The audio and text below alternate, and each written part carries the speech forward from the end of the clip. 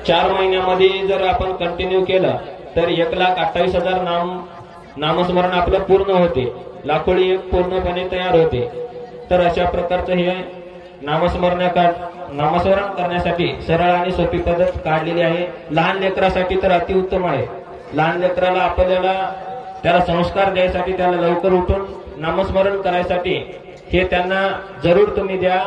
त्यांना नक्की वळण लागेल, त्याला दत्त म्हणायचं वळण लागेल, दत्त लिहायचं वळण लागेल, नामस्मरण करायचं वळण लागेल, देवदेव करायचं वळण लागेल।